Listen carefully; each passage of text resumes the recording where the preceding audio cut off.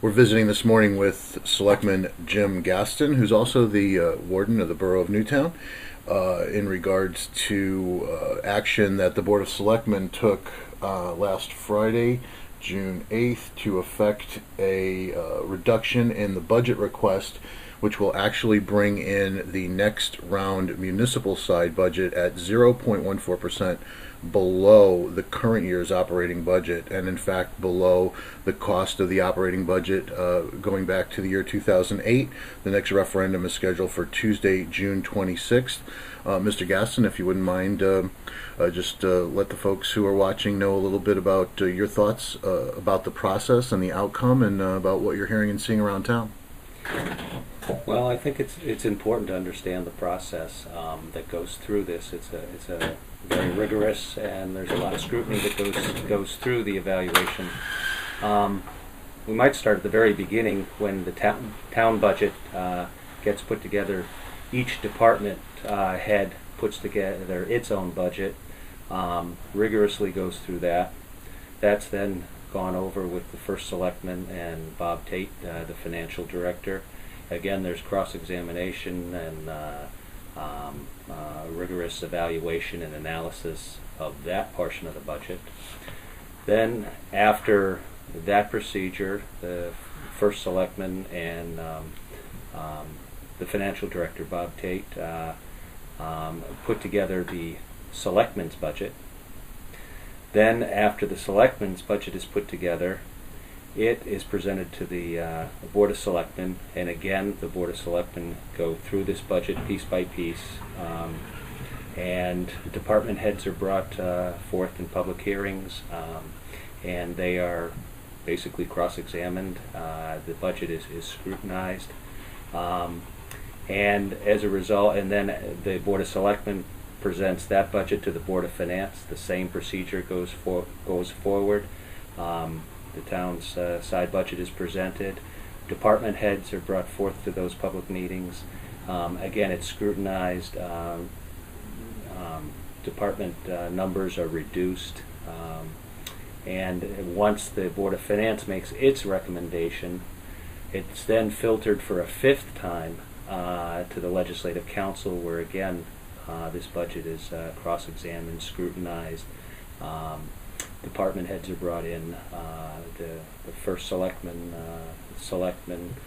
Board of Finance members review it, and finally a final budget is presented to the public. So really, what happens is the budget, the town side budget, is scrutinized or sifted through 5 different stages to get to the town side budget. That goes to the first referendum. That goes to the first referendum, correct. So it's a very rigorous process. Hundreds of hours are set forth and used to review it by all the public officials.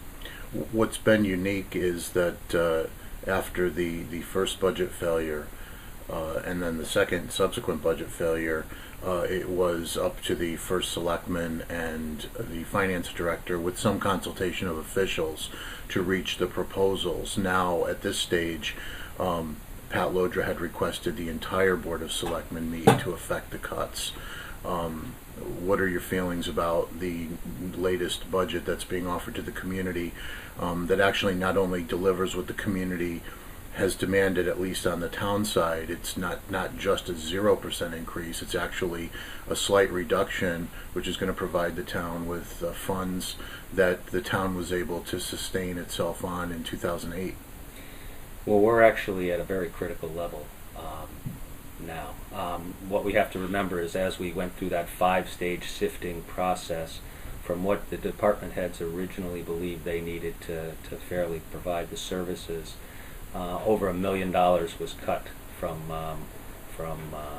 their proposed budgets by the selectmen, and going through this sifting process. Now, as we look at the present budget that's being offered, we are now at the point where we are affecting services. This present budget to take $240,000 out of this unrestricted capital reserve fund. And again, this is not found money. What's important to know about where this money is coming from: this is unrestricted reserve capital funding, which is part of the planning process. This account now has been wiped clean. The importance of this money was that we have other restricted capital reserve account planning processes which are going forward. It's all part of long-term planning. And let me give you an example. For example, in the restricted account, fees, monies from, say, lacrosse clubs, soccer clubs, baseball or soccer clubs, football, come in and are set aside and put in a restrictive capital fund, for example, to replace the turf field at Treadwell, which will eventually need to be done, instead of sticking the taxpayer all in one year with a 1.2 or 1.4 million dollar cost to redo a turf field.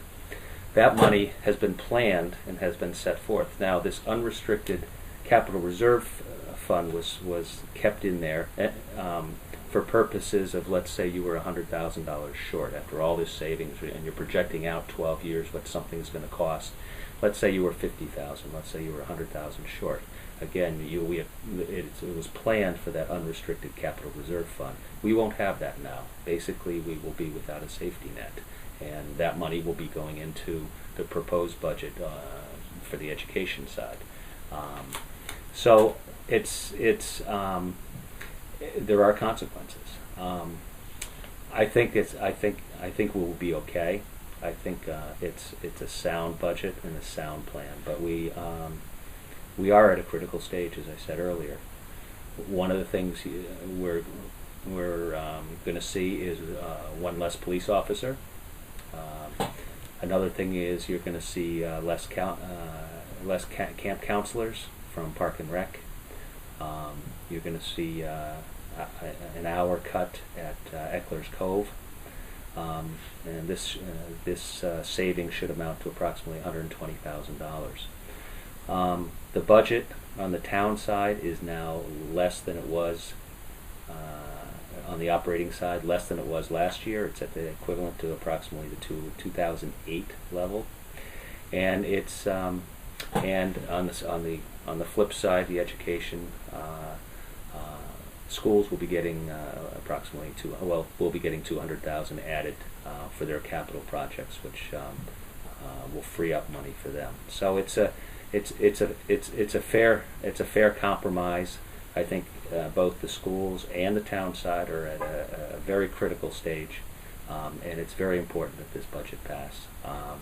And I hope everybody will come out and vote. The budget is something that affects every family. It affects every individual. So the vote is June 26th. The polls are open from 6 a.m. to 8 p.m. And we're hoping, instead of a 20 or 28% turnout, that we'll see a 50 or 75% turnout. Obviously, we'd like to see 100%, but it'd be very refreshing to see a 50 to 75% turnout. So, in essence, the equivalent of what the presidential election calls to the poll. Exactly, and I believe it's that important.